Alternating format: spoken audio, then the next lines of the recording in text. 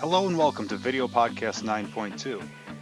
In this podcast, we will overview seawater temperature and density variations. Suppose we got in a boat, went out into the middle of the ocean, and then dropped a thermometer in the water. If that thermometer was allowed to descend from the surface all the way to the bottom of the ocean, what will we notice in terms of temperature change? Well, for starters, it depends on where you're at. For example, if you were in a high latitude region, say the Arctic Ocean, the surface water is really cold and the deep water is really cold, so you wouldn't notice much of a temperature change at all as that thermometer sank from the surface down to the ocean floor. But in low latitude regions, say off the coast of Puerto Rico, the surface water is really warm. That's because most of the sun's energy is concentrated between the Tropic of Cancer and the Tropic of Capricorn. And all of the concentrated solar energy that hits the surface of the ocean is absorbed by the water near the surface. In fact, in low latitude regions, from the surface to a depth of about 300 meters, the ocean water is roughly 23 degrees Celsius. Now, at a depth of about 300 meters, which is roughly 1,000 feet, the temperature of the ocean water begins to change quite rapidly. This is because sunlight can only penetrate so deep into the ocean. And from a depth of about 300 meters to 1,000 meters, we see a sharp decrease in water temperature.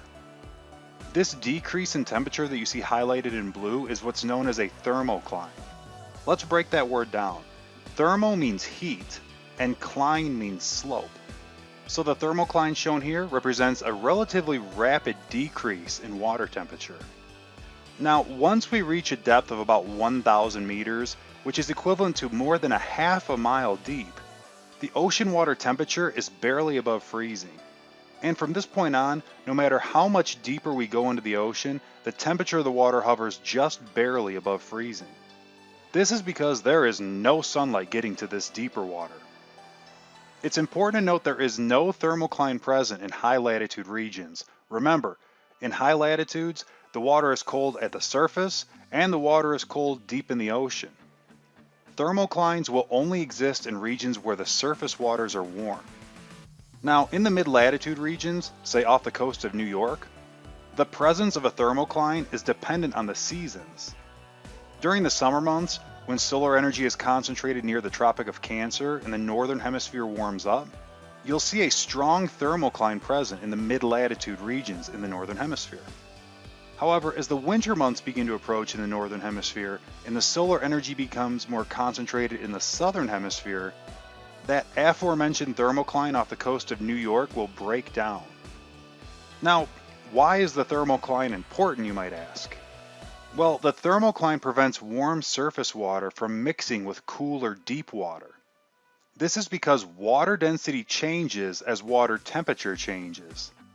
Put very simply, warm water is less dense than cold water. Shown on the screen is a picture that a student of mine took after a density demonstration in my class. The red colored water that you see is hot water, and the blue colored water you see is cold water. Before the hot and cold water were allowed to interact, there was a divider between the blue water and the red water. The warm red water was on the left, and the cold blue water was on the right. When the divider was slowly removed, the cold blue water sank below the warm red water. This occurred because cold water has a higher density than warm water. Okay, now let me switch gears on you a little bit. The picture currently shown on the screen helps illustrate what I just explained with a little twist. Warm water is less dense than cold water, which is why you see the warm water atop the cold water in this picture. Be sure to note the spacing between the water molecules in both warm water and cold water. Because cold water is more dense than warm water, you see that in cold water the water molecules are spaced closer together. And this is because density is equivalent to mass per given volume. However, the coldest thing shown in this picture is the least dense. Ice, which is the solid form of water, has a lower density than liquid water. This is why ice cubes float. Water is actually a pretty unique substance in this regard, being as most liquids will contract when they freeze. Anyway, the take-home point here is that for water in its liquid state, warm water is less dense than cold water. While I'm on the topic of density, let's talk about density variations in ocean water. Specifically, there are three primary influences on ocean water density. The first of which I've already discussed, and that's influences by temperature. Remember that for liquid water, an increased temperature means a decreased density. Ocean water density is also influenced by salinity. To explain, the saltier the water, the denser the water. In other words, increased salinity means increased density, and decreased salinity means decreased density. And it's also important to note that ocean water density is influenced by depth. The deeper you go into the ocean, the denser the water. This brings up a second important concept that's shown graphically on this slide. In your high latitude regions, where the surface water is really cold and the deep water is really cold, the density of ocean water is pretty consistent with depth. But just like we had a thermocline in low latitude regions, we have what's known as a pycnocline in low latitude regions when discussing density. In low latitude regions near the surface, ocean water density is pretty close to 1.025 grams per cubic centimeter. In your low latitude regions, this is also where the ocean water will be warm due to the absorption of solar energy. But once you reach that magical depth of about 300 meters or 1,000 feet, you see the boundary of what we call the pycnocline, which is a rapid change in density with depth. From a depth of about 300 meters to 1,000 meters, the density of ocean water increases relatively rapidly. Once you start to near the bottom of this pycnocline region, the density of ocean water remains pretty consistent, and it stays pretty close to a density of 1.028 grams per cubic centimeter. So keep in mind that the pycnocline is not present in high latitude regions, just as the thermocline isn't present in high latitude regions.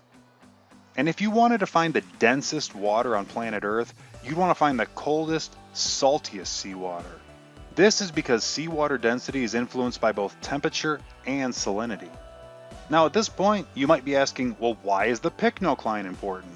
Well, just as the thermocline prevents warm surface water from mixing with cold, deep water, the pycnocline prevents low-density seawater near the surface from mixing with high-density seawater deep in the ocean. This occurs because gravity prevents higher-density seawater deep in the ocean from rising and interacting with the lower-density seawater you'd find near the surface. So in summary, it's important to recognize the fact that we have a layered ocean. In your low and mid-latitude regions, you'll find a really thin strip near the surface of the ocean that we call the surface mixed zone. The second layer to our ocean is what's known as the transition zone, and this is the zone where you find the pycnocline and the thermocline. Keep in mind that both the pycnocline and the thermocline are not found in high latitude regions. But as you start to consider some of the lower latitude regions, you see a much more pronounced transition zone.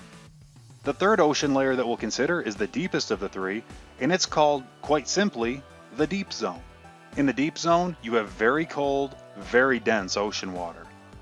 The take-home point here is that the absorption of solar energy is what causes the warm, low-density waters you find near the surface of the ocean in the low and mid-latitude regions. Okay, that concludes this video podcast. In our next Vodcast, we will consider two different types of continental margins, namely active and passive continental margins.